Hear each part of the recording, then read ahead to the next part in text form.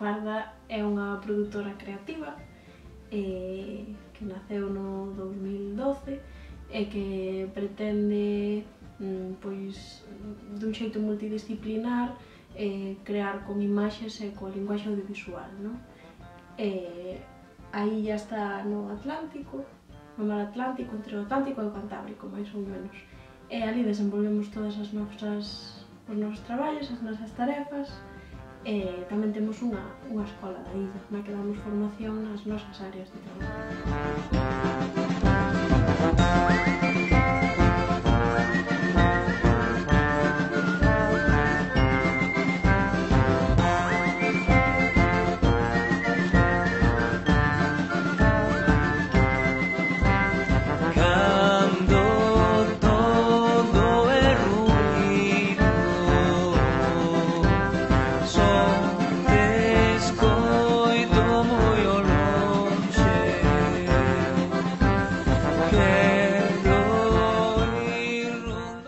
Bueno, os nosos camiños xuntáronse cando as dúas andábamos así moi perdidas entre rematar a carreira, outros estudos posteriores que fixéramos de especialización, ver que a xente toda marchaba porque aquí non había traballo, non queríamos marchar, non nos contrataban en ningún lado, non queríamos seguir estudando máis así eternamente, entón pois un día eu iba camiñando por un peirao e de repente albisquei unha illa que me pareceu moi bonita, metínme nunha barca e nesa barca estaba Sabela. Entonces propuxémonos ir á illa xuntas e naquela pois habitamos a illa. O que conta ese barullo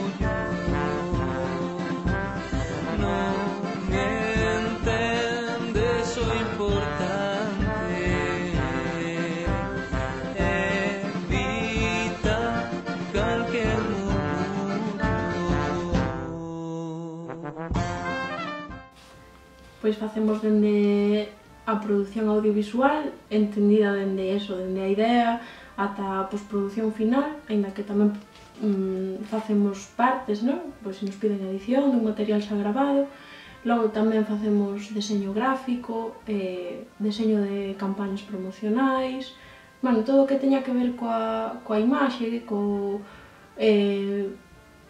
nosa materia prima, que son as imaxes, tanto fotografía, deseño e audiovisual, e logo o que comentábamos antes da escola da illa, que serían uns proxectos de carácter máis formativo, no que nós impartimos eses obradoiros. Normalmente son obradoiros prácticos, creativos, non puramente teóricos. Tamén facemos animación e, bueno, tamén facemos algo de son, un pouquiño, pero un pouquiño, sí.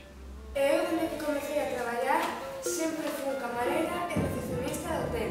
Eu son traballadora do fogar. Dende hai uns meses estamos lutando outras mulleres en Mansión pola visibilidade e recoñecemento do noso traballo. Porque estamos fartas de traballar todo o día e que ninguén os valore. Eu ando metida en suizos porque quixeron meter a rúa cando quedei embarazada.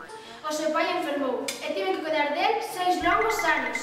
Pediu unha baixa no traballo e despediron. Agora estou no paro e en trámites de divorcio. Eu tiña ansia de estudar. Agora son científico, teño moi bo currículo, pero non hai forma de atopar traballo.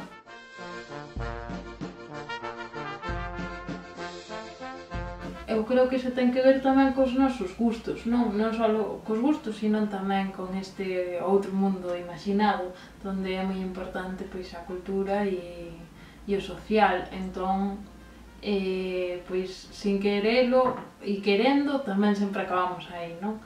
E o que máis nos interesa é tamén o que máis nos move, entonces sempre que chegan proxectos así, pois son os que, ou senón os que propoñemos nós tamén van enfocados por aí. Sí, ademais porque creo que temos unha baza que é o proceso creativo, non? Entón, moitas veces o que facemos é achegar ese proceso á xente, non?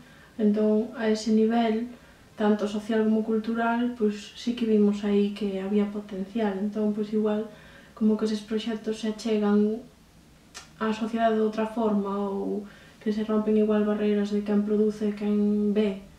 Entón, nese sentido, pois sí que vimos aí que había posibilidades e gustábanos que fose así.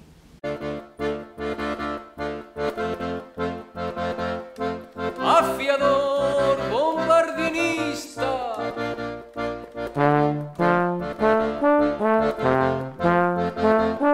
afiador baterista,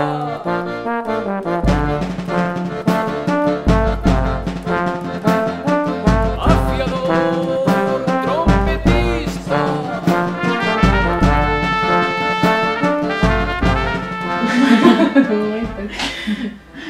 Sobre todo, a min a que me dou primeiro a cabeza como dificultade así a que te tens que enfrontar é unha estabilidade, non?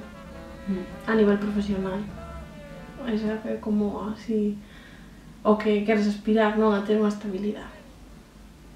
E logo hai mil, porque cada vez que vas a facenda ou temas burocráticos, eso xa son sempre moitas trabas, non? Quizáis esos para min agora mesmo sexan así as trabas principais, creo, non? Non sei. Para min unha traba moi importante é o aspecto económico, non? De que as exixencias do Estado non son realistas, no sentido de que o que che piden que ti tes que dar non é realista co que a xente está disposta a pagar polo teu traballo, porque non é tan valorado.